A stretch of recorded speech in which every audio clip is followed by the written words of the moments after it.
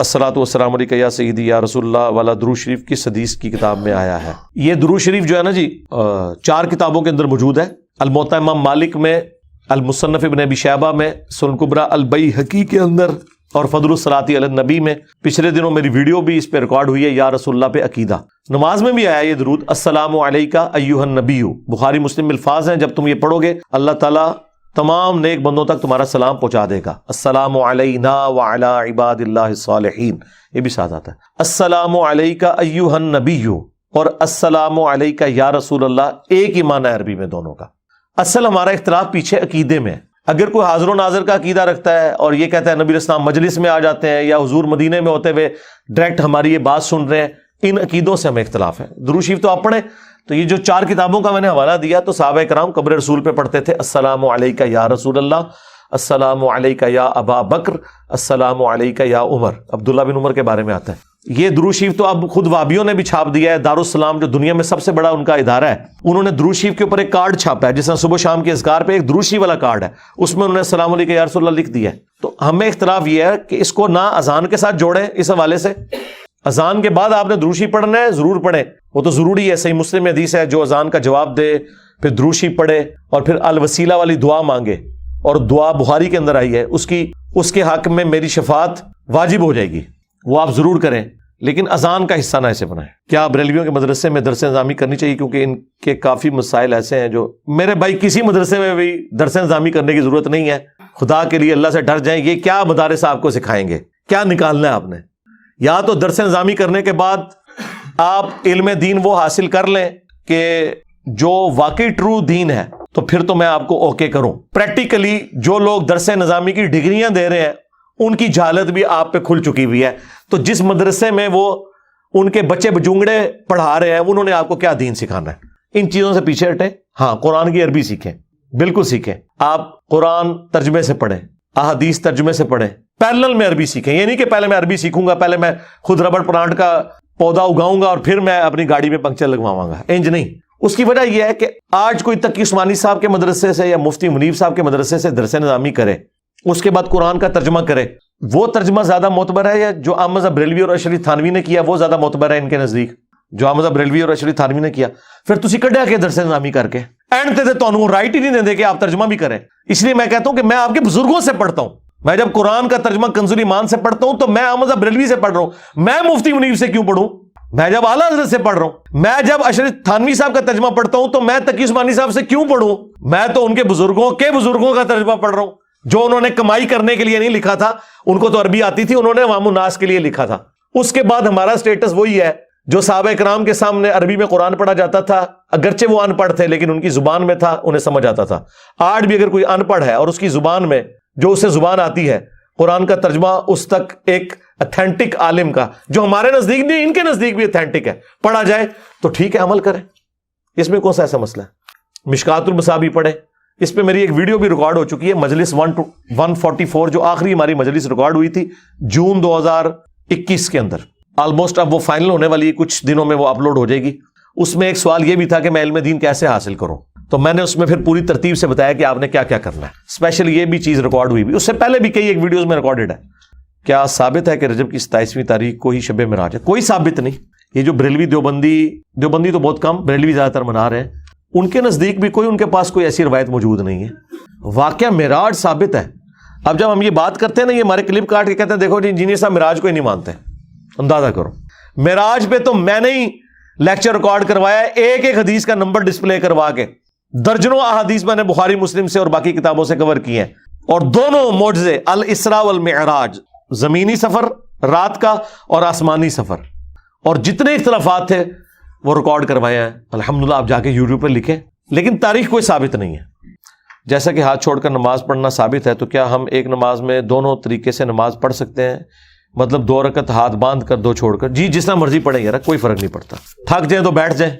नबी इस्लाम से ये भी साबित है कि आप अगर थक गए नफली नमाज के अंदर, एक क्याम आपने आधा खड़े होकर किया, बाकी बैठ के किया, वो कोई मसला नहीं है, आपने जितना मर्जी पढ़ना है। लेकिन ये आप इस तरीके से क्यों करना चाह रहे हैं? आप ये करें कि जो सीधा तरीका रखा हुआ है, आप और मुसीबत ना मेरे से खिला दो। तुसी हाथ छोड़ के एक नमाज पढ़ो, जिसमें मैं ایک نماز ہاتھ چھوڑ کے پڑھتا ہوں، ایک ہاتھ باندھ کے پڑھتا ہوں، لیکن اس کے اندر بھی اگر آپ یہ کرنا چاہتے ہیں کوئی مسئلہ نہیں ہے، جس طرح مرضی کرو، پڑھو نماز سے ہی۔ اگر حدیث کی سند ٹھیک ہو اور متن ٹھیک نہ ہو تو کیا ہوگا؟ بنو امیہ پر بحث والے بعض اہل حدیث کہتے ہیں بخاری مسلم میں ضعیف روایتیں موجود ہیں۔ بال لڈیاں پاؤ اگر وہ کہندے نے ان کو جڑے بڑو اور آؤ اسی پھر تانوں پرویزیاں دے کھاتے چ پائیے نکلو تو یہی تے اسی کہہ رہے ہیں تسی ٹنی ہو سنی تے اسی ہیں۔ اگر بخاری مسلم کو بھی نہیں کسی نے ماننا تو وہ کہاں سے اہل حدیث اور سنی ہے؟ تو بات ہی ختم ہو گئی، جاؤ پھر نکلو تو۔ یہ جو عالم کہتا ہے نا انہوں کہے کہ ادھر تھلے لے ممبر تو لوے، انہوں کہا ذرا پرلے پاسے دیکھ، جو پرلے پاسے دیکھے پیچھو۔ اچھے معاش کے لیے ملک سے باہر بیوی بچوں سے دور رہنا کیسا ہے؟ یہ نہ دیکھیں 4 مہینے سے زیادہ تو بیوی بچوں سے دور نہیں رہنا چاہیے۔ سیدنا عمر نے بھی اپنے فوجیوں کے اوپر پابندی لگائی تھی اس حوالے سے، یہ تو آپ ذہن میں رکھیں۔ لیکن اگر کوئی عورت اس حوالے سے تیار ہے کہ وہ اپنا شرعی حق اس حوالے سے آپ کو معاف کرتی ہے، پھر میاں بیوی کنسنسس سے کوئی اس مجبوری کے تحت معاملات لے کے چل رہے ہیں تو ہم ان پہ کیا فتویٰ لگائیں؟ لیکن پھر اس قسم کے کئی واقعات رپورٹ ہوتے ہیں پھر بعد میں، اب وہ باتیں میں کیمرے میں کرنا نہیں چاہتا، اشارتاً بات کر رہا ہوں، تو وہ پھر اس کی ساری ذمہ داری پھر آپ کے اوپر ہی آئے گی۔ تو آپ دیکھیں بہتر تو یہ ہے کہ آپ بیوی بچوں کو ساتھ لے کے جائیں، سیدھی سی بات ہے۔ جمعے کی نماز کے لیے اکثر لوگ جگہ کم ہونے کی وجہ سے مسجد سے باہر سڑک پر ہی نماز پڑھتے ہیں، صف ایک دوسرے سے ملی نہیں ہوتی، بعض اوقات لوگ دور۔ تو یہ عالم کی ذمہ داری ہے نا، جو خطیب ہے، بالکل ٹھیک کہہ رہے ہیں، یہ غلط ہے، اس طرح نہیں ہونا چاہیے۔ صف تو متصل ہونی چاہیے اور اس میں گیپ بھی نہیں ہونا چاہیے۔ آپ مسجد کے باہر کہہ رہے ہیں، مسجد کے اندر گیپ ہوتا ہے صفوں میں۔ خطیب کے پیچھے جو سامنے لوگ کھڑے ہوئے ہیں وہ 1-1 فٹ کے فاصلے پہ کھڑے ہوتے ہیں۔ آپ تو یہ بہت بڑی بات کر رہے ہیں، دور کی بات کر رہے ہیں، میں تو آپ کو پاس بتا رہا ہوں۔ تو یہ خطیب کی ذمہ داری ہے کہ بخاری مسلم میں ہے کہ نبی علیہ السلام اقامت کے بعد صفوں میں چل کے صفوں کو سیدھا فرماتے تھے، اور جب آپ کو یہ چیز شورٹی حاصل ہو جاتی کہ صفیں سیدھی ہو گئی ہیں پھر آپ نماز شروع کرتے تھے۔ تو یہ امام کی ذمہ داری ہے میرے بھائی۔ تو خطیب کو بتائیں نا، جو شخص 3 اکٹھی طلاقیں دیتا ہے اس کا کفارہ کیا ہے؟ قرآن میں 1-1 کر کے طلاق دینا ہے۔ جی قرآن میں تو آیا نا، لیکن اگر کوئی اکٹھا حق استعمال کرتا ہے تو وہ حرام کا مرتکب ہے، توبہ کرے۔ بل بیوی گئی، بیوی نیچے لبڑی، یہ بالکل واضح مسئلہ ہے، اس پہ اہل سنت کا اتفاق ہے، سیدھی سی بات ہے۔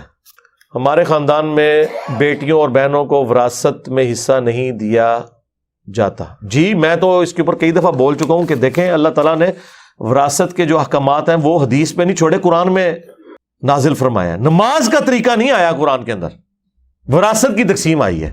اس کا آپ اندازہ کریں کہ تاکہ کسی کو وہم بھی نہ ہو کہ ایت حدیث لکھیا ہے کیڑا ضروری ہے، اور اللہ نے کہا یہ حدود اللہ ہے۔ جس طرح یہ اللہ کی حد ہے نا کہ آپ نے حرام خوری نہیں کرنی، آپ نے حرام کاری نہیں کرنی، آپ نے نماز نہیں چھوڑنی، اس طرح یہ بھی اللہ کا حق ہے۔ تو یہ بے دین لوگ ہیں نا، دیندار بھی کرتے ہیں اور زکوٰۃ نہیں لوگ دیتے تو چھوڑ دیں، ہمارا کام تو صرف بتانا ہے۔ آپ نے ایک ٹی وی چینل پر کہا تھا کہ مولا علی علیہ السلام نے جو الفاظ حضرت عمر کی میت پر حضرت عمر کی شان میں کہے، آپ ان الفاظ کو نوحہ سمجھتے ہیں، جبکہ بخاری میں میت پر نوحہ کرنے سے منع فرمایا۔ وہ نوحے کی 2 اقسام ہے نا، ایک وہ نوحہ ہے کہ جو آپ میت کے اوپر چیخو پکار کرتے ہیں، اسلام نے اس نوحے کو منع فرمایا ہے۔ ویسے کسی کے لیے تعریفی کلمات بول دینا اس کو اسلام نے منع نہیں فرمایا، وہ تو نبی اسلام کے سامنے بھی بولے ہیں، بخاری میں آتا ہے۔ ام العلا نے عثمان بن مظعون کے بارے میں ان کی میت کو مخاطب کر کے کہا تھا کہ اے عثمان تیرے لیے اللہ کی جنتیں ہیں۔ نبی الاسلام نے یہ بولنے پہ اعتراض نہیں کیا تھا، اعتراض یہ آپ نے کیا تھا کہ تمہیں کیسے پتا چلا کہ اس کے لیے جنت ہے، حالانکہ میں اللہ کا رسول ہوں، مجھے نہیں پتا کہ میرے ساتھ اور تمہارے ساتھ کیا ہونے والا ہے۔ اور سیم الفاظ سورۃ الاحقاف میں بھی موجود ہے، یہ حضور نے تعلیم کے لیے کہا۔ یقیناً نبی الاسلام تو قطعی جنتی ہیں۔ تو کسی کی میت کے اوپر تعریفی جملے بولنا یہ سنت ہے۔ پھر صحیح بخاری میں ہے حضرت ابوبکر صدیق نے نبی الاسلام کی میت کے اوپر کیا بولا تھا؟ اے اللہ کے رسول، میرے ماں باپ آپ پہ قربان، بوسہ بھی دیا تھا ماتھے پہ، اللہ تعالیٰ آپ پہ 2 موتیں جمع نہیں کرے گا۔